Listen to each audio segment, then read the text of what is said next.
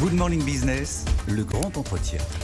Le grand entretien, et on parle aujourd'hui automobile, pas n'importe où, aux États-Unis. Carlos Tavares est à Détroit cette semaine. Il veut mettre au point, enfin, sa stratégie pour remédier aux difficultés des activités nord-américaines de Stellantis. Bonjour Renaud Kayanakis. Bonjour. Vous êtes directeur associé chez SIA Partners. 3 jours en immersion avec les équipes locales.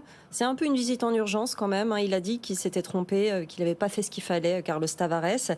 Sur quoi peut déboucher concrètement cette visite en urgence ? Très clairement, Carlos Tavares se positionne en capitaine d'industrie.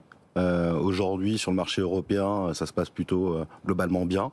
Et compte tenu du niveau d'urgence sur le marché US, il prend le parti d'écourter ses vacances et de montrer qu'il est présent sur le terrain directement pour une nouvelle stratégie. Le marché américain est très important pour Stellantis.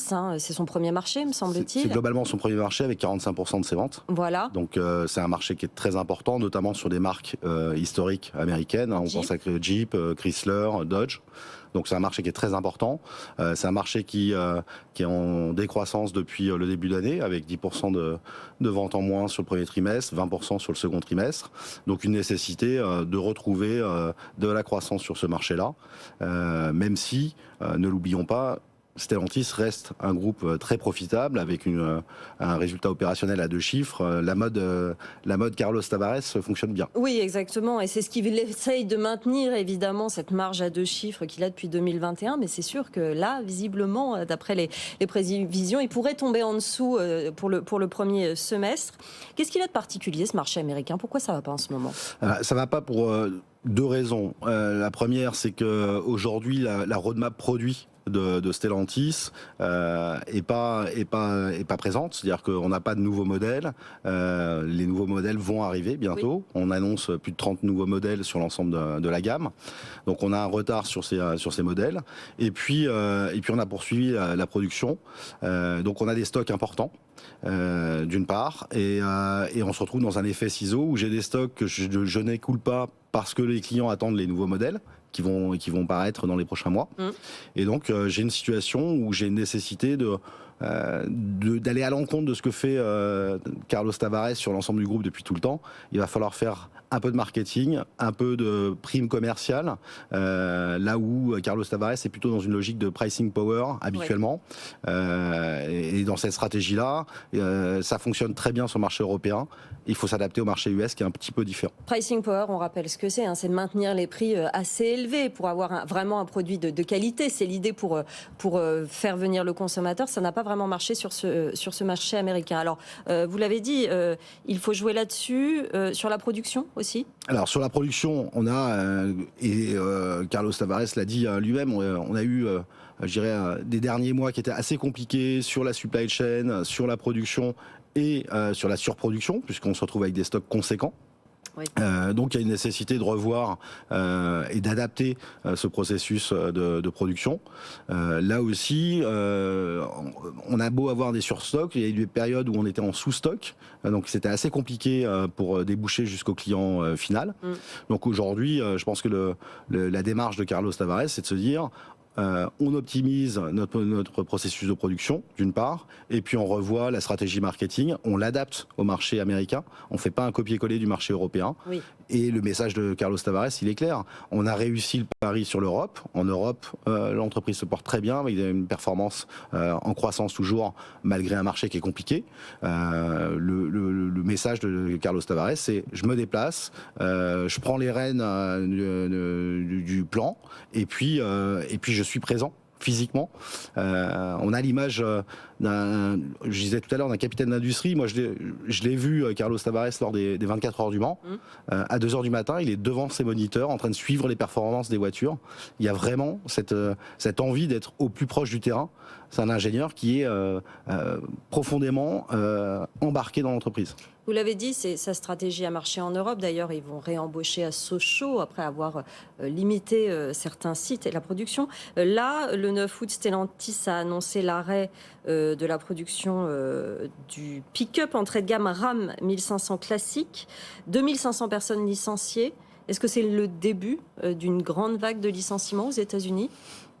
Pas nécessairement. Il y a une stratégie basée sur les coûts, et ça depuis son arrivée à la tête de PSA puis de Stellantis. Il a une vraie stratégie basée sur les coûts, mais c'est une industrie qui est en profonde transformation, qui a une nécessité de rentrer, de revenir à des situations de compétitivité pour pouvoir combattre des marchés chinois notamment. C'est une entreprise qui en plus se retrouve confrontée à l'électrification de la gamme.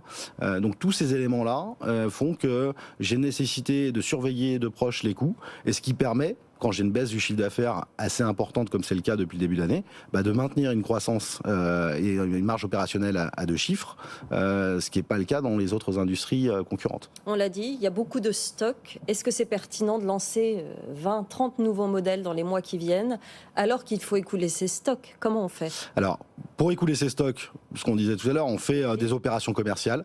Il va falloir travailler sur les prix et pour pouvoir adapter, je dirais, un marché qui attend impatiemment les nouveaux modèles. C'est des modèles électriques par exemple, beaucoup? Alors il y a du modèle électrique, mais pas que. Sur le marché américain, l'électrique représente moins de 10% du marché, donc on n'est pas comme sur le marché européen, on n'est pas dans une stratégie identique. On ne sait pas d'ailleurs par rapport au futur président ce qu'il sera. C'est pas la même stratégie. Exactement. Alors on peut imaginer que même si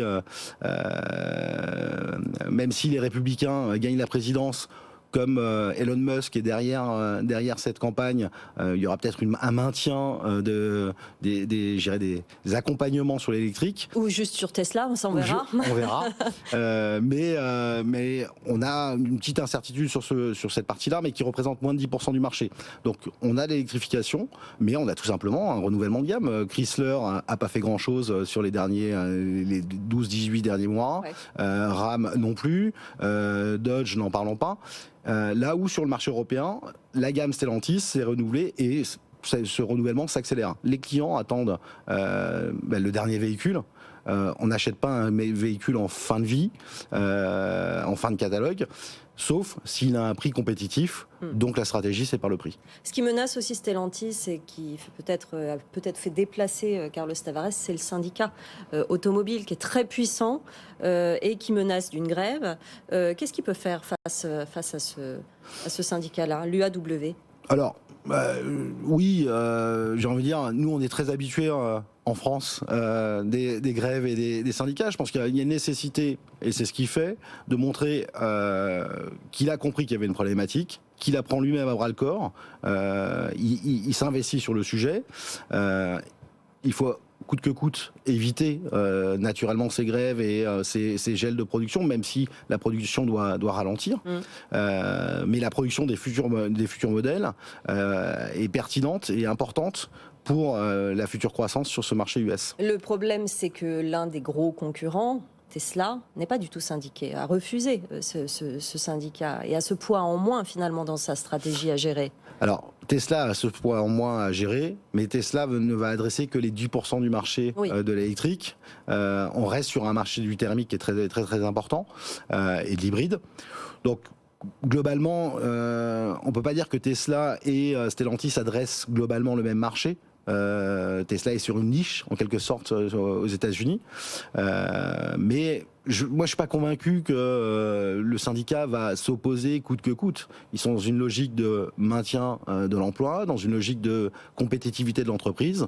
Donc normalement le syndicat est de concert avec la direction, sous réserve que ça va dans le sens des employés. Un analyste disait hier soir sur notre antenne également qu'il y avait un problème de management, qu'il y avait un problème d'équipe dirigeante, qu'il y avait eu beaucoup de départs récemment. Alors, qu'est-ce qu'il peut faire, Carlos Tavares? Qu'est-ce qu'il va faire? Alors, ce qu'il va faire, il a déjà annoncé, il y a un certain nombre de mesures qui ont été prises, des nominations qui vont être opérationnelles dès début septembre, que ce soit sur la direction de l'entreprise localement.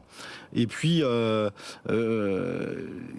jusqu'à présent, Stellantis avait une logique. Je dirige depuis la France, en quelque sorte, le marché US. Carlos Tavares l'a avoué. C'est un marché spécifique. Il faut qu'il soit dirigé localement. Donc, je pense qu'il est aujourd'hui dans une démarche de constituer une équipe de direction à laquelle il va mettre une pression comme ses actionnaires lui mettent la pression, hein, c'est dans la logique des choses, et pour pouvoir mettre en œuvre une adaptation du plan sur le marché US.